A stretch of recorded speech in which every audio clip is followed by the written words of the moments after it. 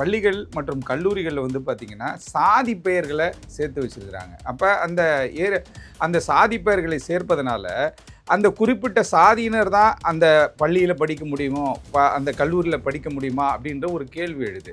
தமிழ்நாட்டின் பல்வேறு மாவட்டங்களில் பயணிக்கின்ற பொழுது நம்ம பார்க்குறோம். அதாவது ஒரு சைடில் போனோம்னு வச்சுக்கோங்களேன், ஒரு சாதி பள்ளி இருக்குது. அப்படியே கொஞ்சம் தூரம் தள்ளி வந்ததுன்னா எதிரில் ஒரு சாதி பள்ளி இருக்குது. 113க்கும் மேற்பட்ட பள்ளி கல்லூரிகளுடைய பட்டியலை தயாரித்து ரெப்ரசன்டேஷன் கொடுத்தோம். பள்ளி கல்வித்துறை அதிகாரிகள், அப்புறம் மத்திய அரசு சார்ந்த அதிகாரிகள், அப்புறம் வந்து செக்ரட்டரிஸு, இவங்க எல்லாருக்கும் போட்டு விடுறோம். பதில் வரல. திருப்பி அகைன் ஒரு ரெப்ரசன்டேஷன், அதுக்கும் பதில் வரலன்னு போது ஒரு ரிட்டு ஃபைல் பண்ணலாம் அப்படின்னு சொல்லிட்டு ரிட்டை ஃபைல் பண்ணோம். ரிட் பெட்டிஷனில், ரிட் ஆஃப் மேண்டமஸில் அந்த காஸ்ட் டைட்டில் வந்து நீங்கள் இந்த 113 பள்ளிகளுடைய முகவரியோடு சேர்த்து போடுங்க அப்படின்றாங்க. அப்போ நான் யோசித்தேன், என்னடா இது ஒரு விஷயம் வந்து ஏதோ ஒரு விஷயத்தை நம்ம பண்ணணும்னு சொல்லி போகிறோம், அதை பண்ணுன்னு சொல்கிறாங்களா பண்ணாதேன்னு சொல்கிறாங்களா அப்படின்னு ஒன்றுமே புரியல. எல்லாரும் ஒன்றா இருக்கோம், எல்லாரும் ஒன்றா போகணும் வரணும்னு தான் நம்ம நினைக்கிறோம். ஆனால் இன்றைக்கி ஒரு சில அமைப்புகள், ஒரு சில மனிதர்கள் என்ன கேட்குறேன்னா, அவன் அந்த சாதி பைத்தியத்திற்குள்ளேயே சுற்றிக்கிட்டு இருக்கான், சாதி அரசியலுக்குள்ளேயே சுற்றிக்கிட்டு இருக்கான், சாதியை வைத்து பணம் சம்பாதித்து கொண்டு இருக்கான், சாதியை வைத்து சர்வைவ் ஆகிட்டு இருக்காங்க. இப்போ அனைத்து சாதியினருக்கும் ஒரு அமைப்பாக இருக்கும். இந்த அமைப்பெல்லாம் வந்து பார்த்திங்கன்னா மக்கள் இது அரசாங்கத்திடம் கொண்டு போய் என் மக்களுக்கு இது மாதிரி வந்து ரொம்ப கஷ்டப்படுற சூழ்நிலை இருக்காங்க, அவங்களுக்கு இது மாதிரி தேவைகள் இருக்குது அப்படின்னு சொல்லி யார் ரெப்ரசன்ட் பண்ண மாதிரியே தெரியலைங்க. இவங்க என்ன பண்ணுறாங்க அப்படின்னு கேட்டிங்கன்னா, அவங்கள தலைவராக போட்டு 10 பேனரை போடுறது, 10 போஸ்டரை போடுறது, அப்படியே வந்து என்ன கேட்டிங்கன்னா ஒரு கெத்தாக சுற்றுறதுக்காக இவங்க வந்து இந்த சாதி அமைப்புகள் அங்கொன்றும் இங்கொன்றுமாக செயல்பட்டு கொண்டு. கடந்த வாரம் சென்னை உயர்நீதிமன்றம் வந்து ஒரு வரலாற்று சிறப்பு மிக்க ஒரு தீர்ப்பை வந்து வழங்கியிருக்கிறாங்க. அதாவது மாண்புமிகு நீதியரசர் பரத சக்கரவர்த்தி அவர்கள். அந்த தீர்ப்பு என்ன அப்படின்னு பார்க்கும் பொழுது, இன்றைக்கி தமிழ்நாடு முழுவதிலும் வந்து பார்த்திங்கன்னா பள்ளிகள், நிறைய பள்ளிகள் இருக்கு இல்லையா, இந்த பள்ளிகள் எல்லாம் வந்து பள்ளிகள் மற்றும் கல்லூரிகளில் வந்து பார்த்திங்கன்னா சாதி பெயர்களை சேர்த்து வச்சுருக்கிறாங்க. அப்போ அந்த சாதி பெயர்களை சேர்ப்பதனால அந்த குறிப்பிட்ட சாதியினர் தான் அந்த பள்ளியில் படிக்க முடியுமோ, அந்த கல்லூரியில் படிக்க முடியுமா அப்படின்ற ஒரு கேள்வி எழுது. அதனால் வந்து இது ஒரு பெரிய ஒரு சிக்கலாக இருந்து கொண்டே இருந்தது. இதுக்காக வந்து 2022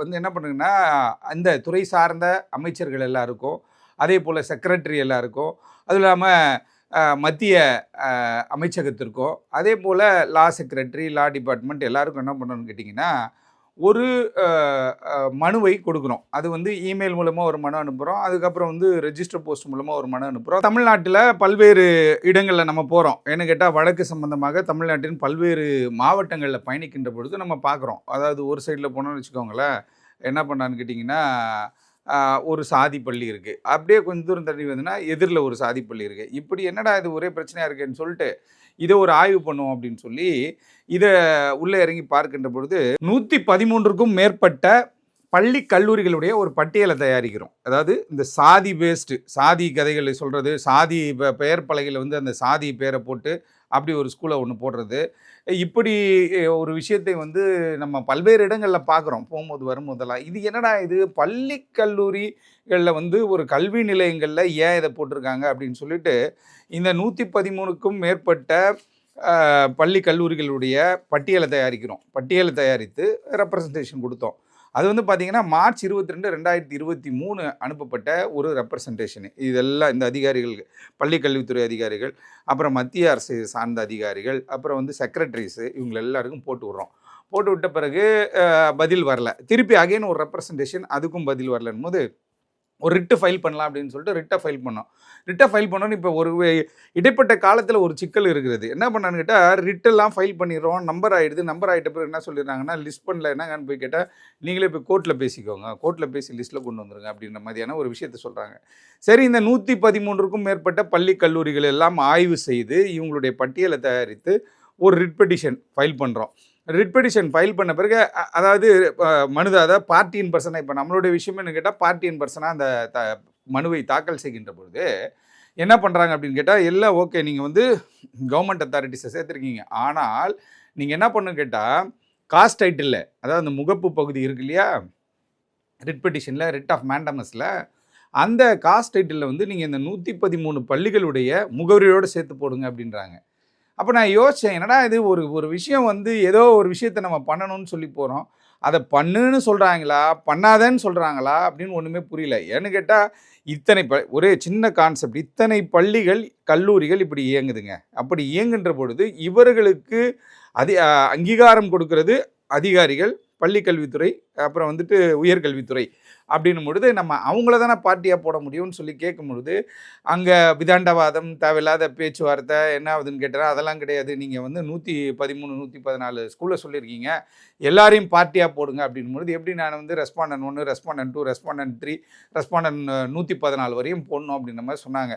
அதனால் அது அப்படியே என்ன பண்ணுறேன்னு கேட்டிங்கன்னா, ஒரு விரக்தியில் வந்து அந்த மனு இன்றைக்கி வரையும் அப்படியே இருக்குது. எஸ்ஆர் ஸ்டேஜோடு அது அப்படியே இருக்குது. அது இந்த நிலையில் தான் வந்துட்டு என்னடா இது நம்ம வந்து ஒரு முயற்சி செய்து இந்த சமூகத்திற்கான ஒரு விஷயத்தை தான் நம்ம பார்க்குறோம் இதை. ஏன்னா எல்லாரும் ஒன்றா இருக்கோம், எல்லாரும் ஒன்றா போகணும் வரணும்னு தான் நம்ம நினைக்கிறோம். ஆனால் இன்றைக்கி ஒரு சில அமைப்புகள், ஒரு சில மனிதர்கள் என்ன கேட்குறான்னா, அவன் அந்த சாதி பைத்தியத்திற்குள்ளேயே சுற்றிக்கிட்டு இருக்கான், சாதி அரசியலுக்குள்ளேயே சுற்றிக்கிட்டு இருக்கான், சாதியை வைத்து பணம் சம்பாதித்து கொண்டு இருக்கான், சாதியை வைத்து சர்வைவ் ஆகிட்டு இருக்காங்க. அப்படிப்பட்ட ஒரு சூழலில், ஏன்னா நான் தமிழ்நாட்டில் இருக்கக்கூடிய அனைத்து மாவட்டங்களையும் நம்ம வழக்கு நடத்துகிறோம். அனைத்து மாவட்டங்களில் வழக்கு நடத்த போகின்ற பொழுது நமக்கு அது ஒரு உறுத்தலாகவே இருக்குது. என்னடா இது இந்த ஜாதி பள்ளி அந்த ஜாதி பள்ளி போடுறாங்களேன்னு சொல்லிட்டு ஒரு ரெப்ரசன்டேஷனு டைம் ஸ்பெண்ட் பண்ணி எப்போ பண்ணுறாங்க. அதாவது என்ன விஷயம் கேட்டால், மார்ச் 22, 2023 அதிகாலை 1-6 மணிக்கு, ஏன்னா அந்த டைம் தான் நம்ம போய் நம்ம வேலையெல்லாம் முடிச்சுட்டு வீட்டுக்கு போகிற டைமு, உட்காந்து நீட்டாக ஒரு ரெப்ரசன்டேஷன், அதாவது 113, 14 பள்ளிகளை வந்து சேர்த்து ஒரு ரெப்ரசன்டேஷன் கொடுத்தோம். அதுக்கப்புறம் போய் மனுவை போடும்போது அந்த மனுவில் 1008 விஷயங்கள், இது சரியில்லை, அது சரியில்லை, இது சரியில்லை, அது சரியில்லைன்னு சொல்லி என்ன பண்ணுறாங்கன்னு கேட்டிங்கன்னா, நம்மளை வந்து விரக்தி அடைய செய்து இந்த 114 ஸ்கூலோடைய அட்ரஸ் கேட்டாங்க. அது நமக்கு அடுத்த கட்டம் வழக்குகள், வேலைகள் அப்படி இப்படின்னு போகிறதுனால என்ன பண்ணுறேன்னு கேட்டிங்கன்னா, அட போங்கயா அப்படின்னு சொல்லிட்டு அப்படியே பெண்டிங்கில் போட்டாங்க. இந்த நிலையில் தான் மாண்புமிகு நீதியரசர் பரத சக்கரவர்த்தி அவர்கள், அவர் என்ன பண்ணுறாரு கேட்டிங்கன்னா, ஒரு சிறந்த வரலாற்று சிறப்புமிக்க ஒரு தீர்ப்பை ஒன்று சொல்கிறார். என்ன சொல்கிறாரு கேட்டிங்கன்னா, இந்த பள்ளி கல்லூரிகளில் இந்த சாதிய பெயர்கள் இருக்கு இல்லையா, இதே வந்துட்டு இந்த அகாடமிக் இயரில் வந்து நீங்கள் என்ன பண்ணுறீங்கன்னா, ஒரு முடிவுக்கு வாங்க, கொஞ்சம் திருந்தி வாழுங்க. அவர் சொல்கிறது வந்து கேட்டால், கொஞ்சமாவது திருந்துங்க. ஏன்னா ஒரு வழக்கறிஞர் தொழில் எடுத்துட்டிங்கன்னா, இதில் சாதி பார்த்து ஒருத்தங்கிட்ட நம்ம பழக முடியாது. ஒரு அரசியல்வாதி சாதியை பார்த்து ஒருத்தர்கிட்ட பழக முடியாது. ஏன் தெரியுமா? ஒரு வழக்கறிஞருக்கு எல்லா கிளைண்ட்டும் வருவான், எல்லா கட்சிக்காரனும் வருவான், எல்லா ரவுடி பசங்களும் பேசுவான், எல்லாருமே வருவாங்க. அப்படின்னும் பொழுது அது தேவைப்படுகின்ற ஒரு வழக்கா, அது நாளைக்கு ஒரு பிரச்சனை வராத வழக்காடா எடுக்க போகிறோம். பிரச்சனை ஆகியோ இது தலை சுற்றி வரும், வாங்கின காசு வந்து நமக்கு வந்து உடம்புல ஓட்டணும் அப்படின்னும்போது அந்த மாதிரியான ஒரு சிக்கலான விஷயத்துக்குள்ளே போகிறது கிடையாது. ஆனால் ஒரு சிலர் என்ன பண்ணுறாங்க அப்படின்னு கேட்டிங்கன்னா, இந்த மாதிரியான சாதிய பார்வையில் செயல்படுறது, சாதி பள்ளிகள், சாதி கல்லூரிகள், சாதி பெருமைகளை பேசி சுற்றக்கூடிய ஒரு டீம் இருந்துக்கிட்டு தான் இருக்குது. அவர்களுக்கெல்லாம் ஒரு முடிவு கட்ட வேண்டும். ஆரம்ப நிலையிலேயே ஏற்கனவே இன்னொரு வழக்கு ஒன்று இருக்குது, அது தெரியுமா உங்களுக்கு? இந்த சாதி அசோசியேஷன்லாம் இருக்குல்ல, இவங்களெல்லாம் வந்துட்டு என்ன பண்ணுறீங்க அப்படின்னு கேட்டிங்கன்னா, க்ளோஸ் பண்ணி கொடுங்கன்ட்டாங்க. சேம் உயர்நீதிமன்றம், சென்னை உயர்நீதிமன்றம். ஏன்னு கேட்டால், இவங்க வந்து என்னென்னு கேட்டால், இவர்கள் வந்து ஒரு தேர்தலை நிற்க போகிறது கிடையாது, வாக்கு வங்கியும் கிடையாது. இவங்க என்ன பண்ணுவாங்க கேட்டால், அந்த குறிப்பிட்ட மக்கள் இருக்காங்களே, இப்போ அனைத்து சாதியினருக்கும் ஒரு அமைப்பாக இருக்கும். இந்த அமைப்பெல்லாம் வந்து பார்த்திங்கன்னா, மக்கள் இது அரசாங்கத்திடம் கொண்டு போய், என் மக்களுக்கு இது மாதிரி வந்து ரொம்ப கஷ்டப்படுற சூழ்நிலை இருக்காங்க, அவங்களுக்கு இது மாதிரி தேவைகள் இருக்குது அப்படின்னு சொல்லி யார் ரெப்ரசன்ட் பண்ண மாதிரியே தெரியலைங்க. இவங்க என்ன பண்ணுறாங்க அப்படின்னு கேட்டிங்கன்னா, அவங்கள தலைவராக போட்டு 10 பேனரை போடுறது, 10 போஸ்டரை போடுறது, அப்படியே வந்து என்ன கேட்டிங்கன்னா ஒரு கெத்தாக சுற்றுறதுக்காக இவங்க வந்து இந்த சாதி அமைப்புகள் அங்கொன்றும் இங்கொன்றுமா செயல்பட்டு கொண்டிருக்கு. இதுக்கும் நம்ம வந்து ஒரு மனுவை கொடுத்தோம். அந்த மனுவும் இப்போ வரைக்கும் பெண்டிங்கில் இருக்குது.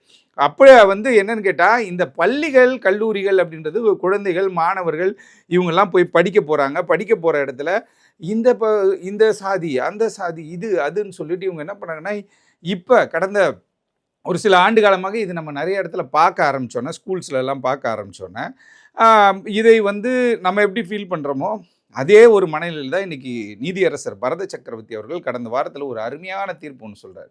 என்ன சொல்கிறாருன்னு கேட்டிங்கன்னா, தம்பிங்களா, எல்லா ஸ்கூல் நடத்திக்கோங்க, காலேஜ் நடத்திக்கோங்க, அதெல்லாம் பிரச்சனை கிடையாது, அது உங்களுடைய இஷ்டம். ஆனால் அதில் இருக்கக்கூடிய சாதி பெயர்களை நீங்கள் வந்து என்ன பண்ணுறீங்க அப்படின்னு கேட்டால் நீக்கணும்.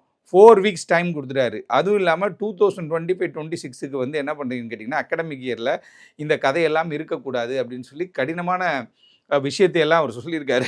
ஏன்னா ஒரே இடத்துல இருக்கோம்.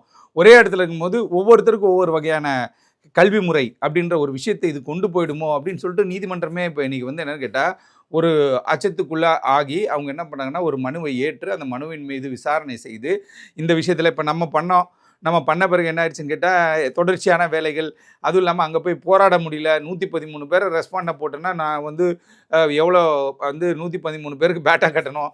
எல்லா வேலைகளும் ஒரு சிக்கலான ஒரு வேலையாக போனதுனால அதை நம்ம வந்து ஸ்டாப் பண்ணோம். ஆனால் இன்னொரு நண்பர் அதை வந்து கொண்டு போகிறார் அப்படின்னும் பொழுது இன்னொரு நண்பர் அதை நீதிமன்றத்திற்கு எடுத்துகிட்டு போய் அவங்களுடைய ஸ்டைலில் அவங்க அதை சொல்லும் பொழுது இன்றைக்கி நீதியரசர் வந்து ஒரு வரலாற்று சிறப்பு மிக்க ஒரு தீர்ப்பை கொடுத்துருக்கார். ஆகவே இந்த பள்ளி கல்லூரிகளில் வந்து சாதி பெயர்களை போடுவது, அந்த சாதி ஸ்கூலில் படிக்கிற இந்த சாதி ஸ்கூலில் படிக்கிறேன் அப்படின்னு சொல்லிட்டு பல இடங்களில் பேசுகிறாங்க பார்த்தீங்களா, அதெல்லாம் இனிமேல் கதையாகாது.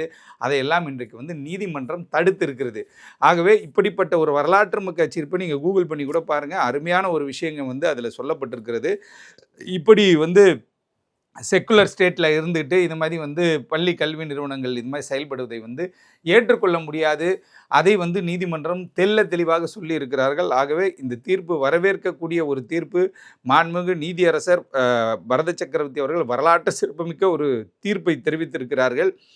இங்கே வந்து என்ன கேட்டால் எல்லாம் ஒன்றா இருக்கும் என்ன பண்ணுறாங்க, இவங்க சாதி ஸ்டைலாக தான் போய்கிட்டு இருக்காங்க. சாதியை பற்றி பேசுகிறது, சாதி விஷயங்களை வந்து ஊக்குவிப்பது, சாதி என்னென்னு கேட்டிங்கன்னா பெருமைகளை பேசுவது, இந்த செயல் வந்து தொடர்ந்துகிட்டு இருக்குது. இதெல்லாம் தடுப்பதற்காக தான் வந்து நீதியரசர் இந்த தீர்ப்பு சொல்லியிருக்கார். ஆகவே வந்து இந்த பள்ளிகளும் கல்லூரிகள்லாம் வந்து வருங்காலத்தில் திருந்தி ஸ்கூலு ரெஜிஸ்ட்ரேஷனுக்கு போகும்போதே இவனை சுழிச்சு அனுப்பிச்சி விட்றணும். ரெஜிஸ்ட்ரேஷனுக்கு போகும்போது இவங்களை பற்றி யாரா இவங்க அப்படின்னு சொல்லி எடுக்கணும். ஏன்னா இவங்க தான் வந்து இந்த சாதி பாலிடிக்ஸ்குள்ளே போகிறது, என்கிட்ட இவ்வளோ பேர் இருக்கான், உங்ககிட்ட இவ்வளோ பேர் இருக்கான்னு சொல்லிட்டு என்ன கேட்டால் இந்த ஒரு நெருக்கடியான ஒரு சூழலை உருவாக்குறது. ஆகவே நீதிமன்ற தீர்ப்பை ஏற்று இனியாவது பள்ளிகள் கல்லூரிகள் இந்த பெயரை பயன்படுத்துவதை அவர்கள் வந்து நிறுத்துவார்களா, இல்லை இதை ஏதாவது ஒன்று போகிறோம்டா நாங்கள் அப்பீலுக்கு போகிறோம், இங்கே போகிறோம், அங்கே போகிறோன்ட்டு போகிறாங்களான்றதை நம்ம பொறுத்திருந்து பார்ப்போம். நன்றி, வணக்கம்.